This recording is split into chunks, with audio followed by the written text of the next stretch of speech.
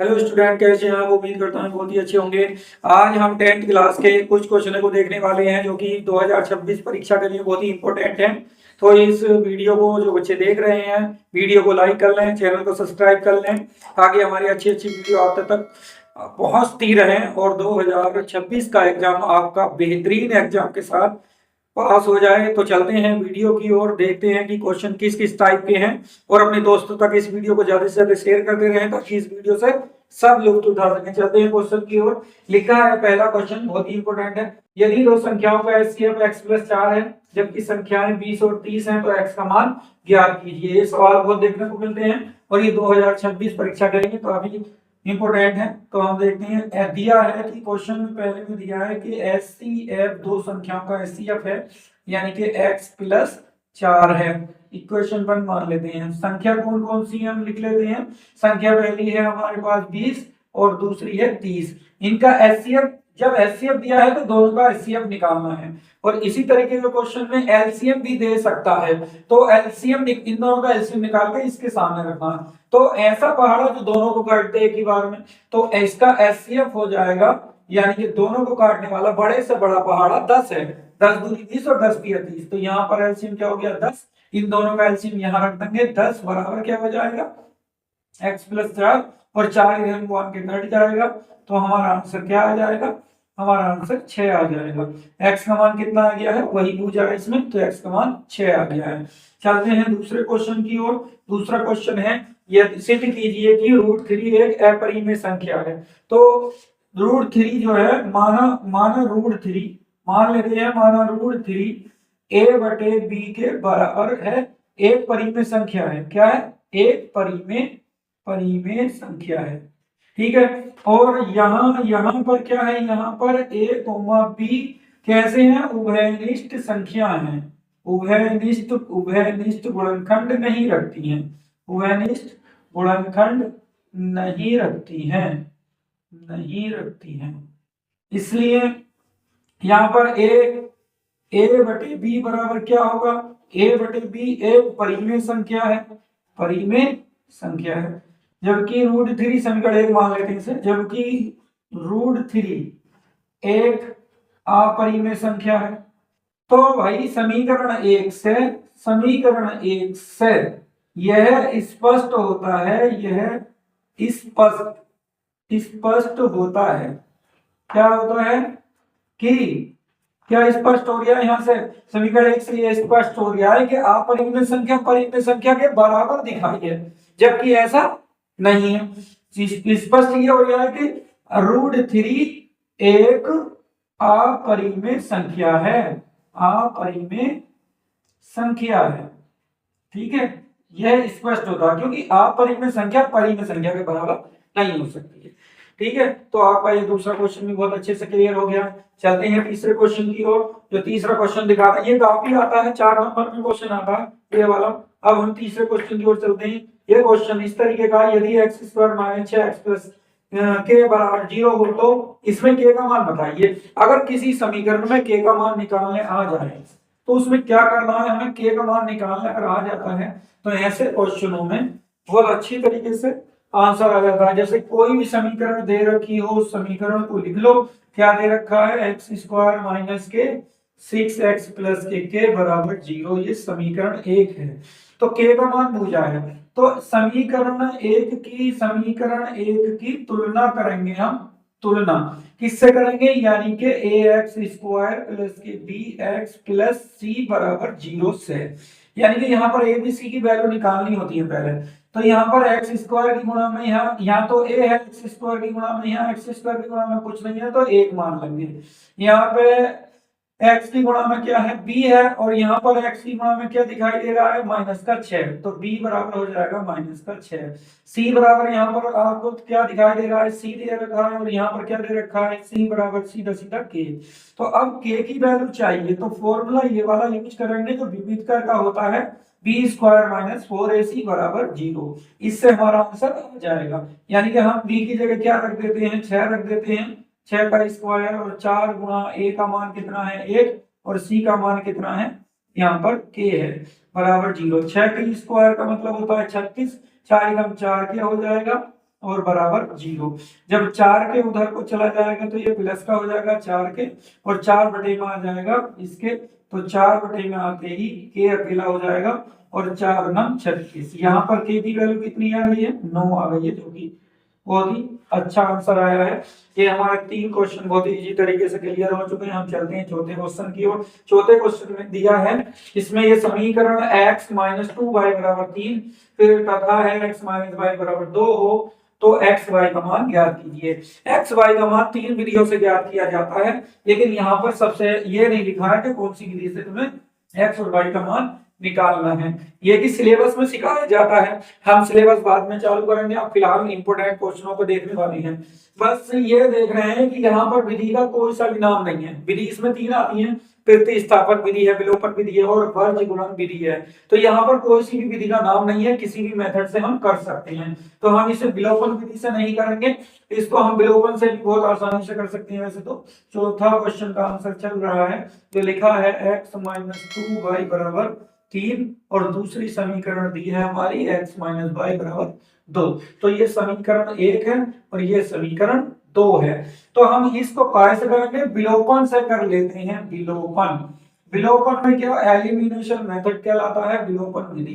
विलोपन विधि क्या होती है, आसान होती है। ऊपर नीचे इक्वेशन को रख लेते हैं और उनको काट के उसका आंसर आ जाता है। जैसे पहली इक्वेशन लिख दी है मैंने, दूसरी ये लिख दी है और ये आ गया है। लेकिन इसमें क्या है, जो बराबर होते हैं वही काटने होते हैं। तो ये प्लस प्लस के हैं तो घटाने पर लिख दो, जहां प्लस है वो माइनस, और जहां माइनस है वहां प्लस कर दो, जहां प्लस है वो माइनस कर दो। तो ये देखो प्लस माइनस बराबर के कट गए, ये प्लस का y है, माइनस का y है, तो प्लस माइनस घट जाएगा, माइनस का 1 y बचेगा। यहाँ से जब 3 में से 2 घटेगा तो 1 बच जाएगा, तो y बराबर क्या आ गया, माइनस का 1। हमारा y का आंसर आ चुका है। ये y का आंसर किसी भी एक समीकरण में रखकर x का मान निकाल लेंगे। तो लिखते हैं समीकरण 1 में y का मान रखने पर, y का मान रखने पर पहली समीकरण उठा लेते हैं, माइनस के 2y है बराबर में 3 है। तो यहाँ पर क्या करना है, y की जगह क्या रख देंगे, माइनस का 1 रख देते हैं और बराबर 3, x का मान निकाल लेंगे, माइनस माइनस प्लस और 2 एकम 2 बराबर 3। तो x बराबर क्या आ जाएगा, 3 में से इधर को जाके 2 घट जाएगा, तो x का मान कितना आ जाएगा, 1। तो जो कि हमारा आंसर x और y का मान निकालने के लिए इसमें ही कहा गया है। अब हम चलते हैं इससे आगे की ओर। इसी चैप्टर से रिलेटेड एक क्वेश्चन और है, जिसमें कहा है कि 2 समीकरण दी हैं और ये दोनों समीकरण अनेक हल रखती हैं। क्या रखती हैं, अनेक हल रखती हैं या संपाती हैं। इन दोनों में से एक बात बोलेगा, या तो संपाती हैं तो के का मान बताइए, या फिर ये अनेक हल रखती है तो के का मान बताइए। तो हमें ये दोनों बातों में से एक बात दी होगी। तो हम चलते हैं ऐसी कंडीशन में क्या करते हैं, 5 नंबर क्वेश्चन को हल करने वाले 5 क्वेश्चन में क्या है कि इक्वेशन उतार लेते हैं ऐसे क्वेश्चनों की, यानी कि 2y माइनस के 5 के बराबर 0 समीकरण 1 मान लेते हैं। और इसी प्रकार समीकरण 2 दे रखी है, क्या है, 2x प्लस 4y माइनस 10 बराबर 0। तो ये दूसरी समीकरण है। इन समीकरणों में क्या होता है, यानी कि यहाँ पर तुलना करनी होती है समीकरण से। कैसी, यानी कि पहली समीकरण से पहली तुलना कर लेंगे हम, a1 x b1 y a1 x और इसको लिख देंगे हम b1 y प्लस c1 बराबर 0। और तथा दूसरी से तुलना कर लेंगे a2x plus b2 y plus c2 बराबर 0। यहां लिख देते हैं से तुलना करने पर, से तुलना, ठीक है। तो कैसे तुलना हो जाएगी, यहाँ पर a1 का मान क्या आ जाएगा, a1 का मान क्या है, a1 पहली समीकरण में 1 है, और b1 का मान क्या है, यहाँ पर लिख लेते हैं, साइड में b1 लिख लेते हैं। b1 क्या है, यहाँ पर b1 की जगह 2 है, और c1 क्या है, यहाँ पर माइनस के 5 के है पूरा। इसी प्रकार यहाँ पर a2 वाली निकालेंगे दूसरी वाली समीकरण से, तो यहाँ पर 2 है, 4 है और 10 है, तो वही a2 b2 और c2, यानी कि यहाँ पर क्या है, 2 है, यहाँ पर क्या है, 4 है, और यहाँ पर क्या है, माइनस के 10 है। तो k का मान बताइए। तो ऐसी कंडीशन में क्या होता है, ए द्वितीय हल रखती है, तो a1 बटे a2 बराबर होता है b1 बटे b2 बराबर होता है c1 बटे c2।